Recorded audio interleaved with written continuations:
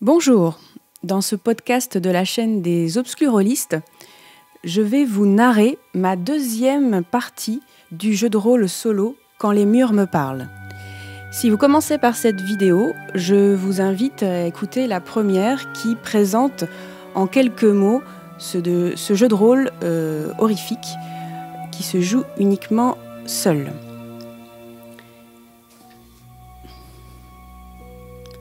Bonne écoute. La vieille ferme siffle sous les assauts constants du vent.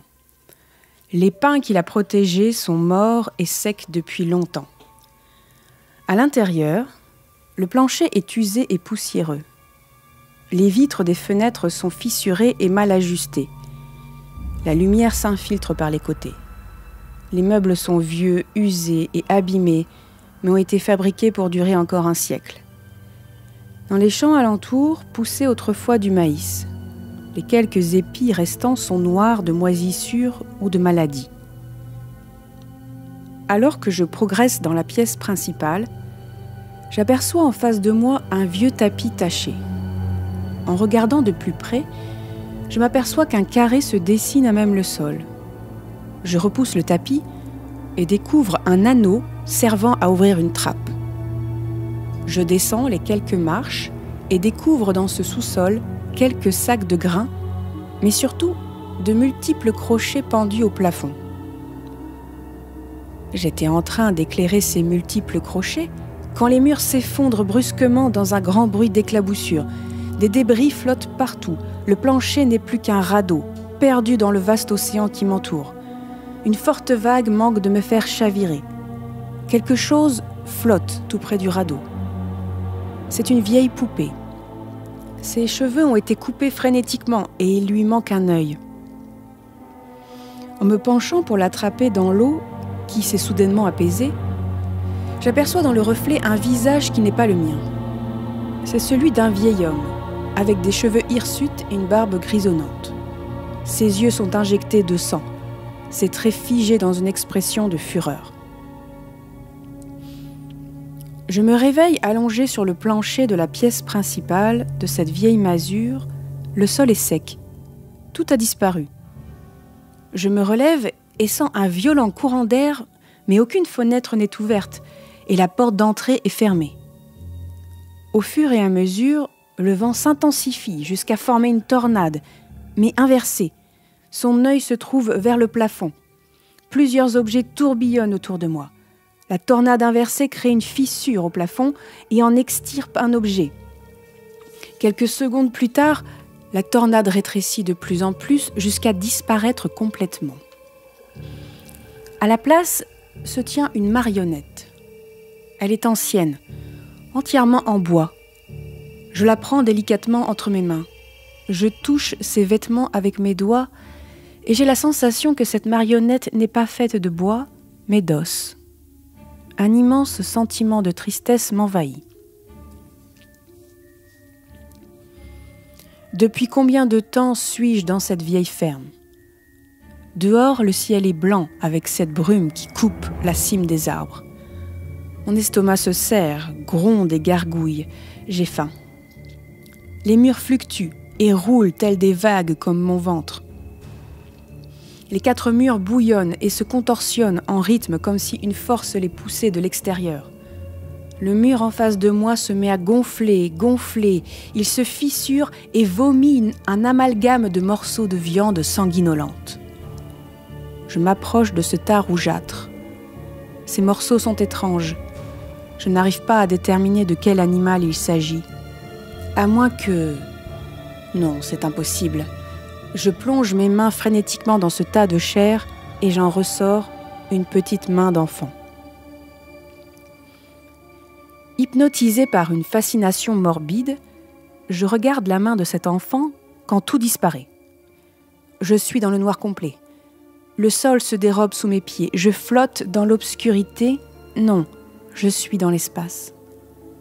Je regarde les étoiles jusqu'à ce que je me rende compte que leur forme m'est familière.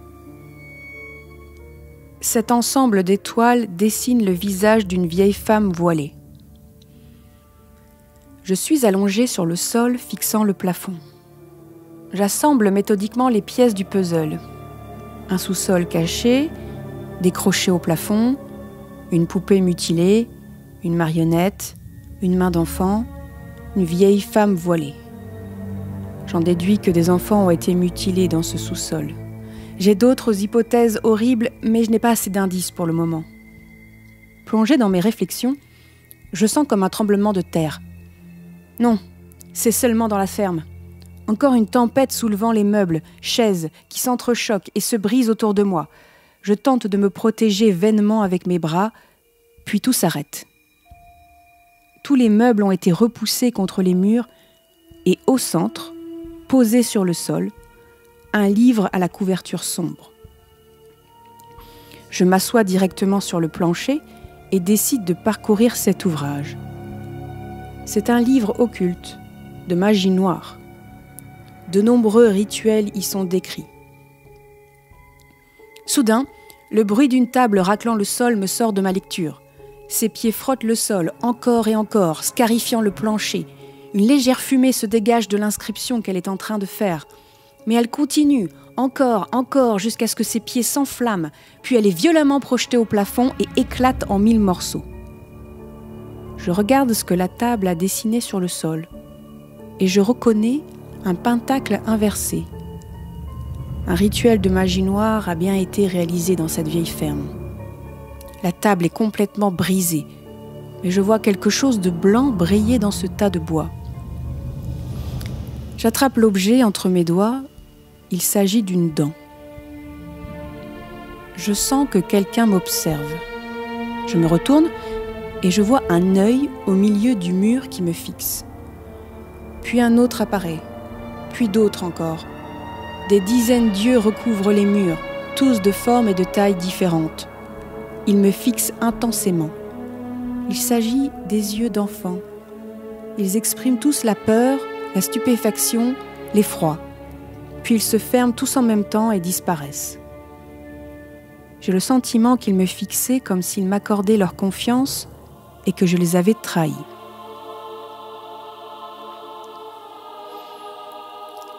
Alors que je suis seule dans la pièce principale au milieu des débris de meubles, j'entends un soupir de soulagement, mais je ne vois personne. En face de moi, je vois la porte principale de cette vieille ferme. Quelque chose rentre par l'intérieur, par le trou de la serrure. C'est une fleur, plus précisément un coquelicot, symbole de l'innocence de l'enfance, mais aussi d'événements sanglants. Je pose ma main sur la poignée pour ouvrir la porte, mais celle-ci est verrouillée. Je comprends que cette maison ne me laissera partir que si mes conclusions sont correctes sur les meurtres qui ont été perpétrés ici. Je ferme les yeux pour me concentrer sur les différents symboles transmis, pour les assembler comme un puzzle. Je vois l'histoire se former. Une vieille femme, toute de noir vêtue, vient quémander un peu de nourriture à un couple de fermiers cultivant le maïs. Le couple chasse la vieille femme, refusant catégoriquement de lui porter secours. Quelques années plus tard, une maladie étrange ravage leur récolte, faisant pourrir tous leurs pieds de maïs. En peu de temps, le couple de fermiers doit faire face à la ruine et à la famine.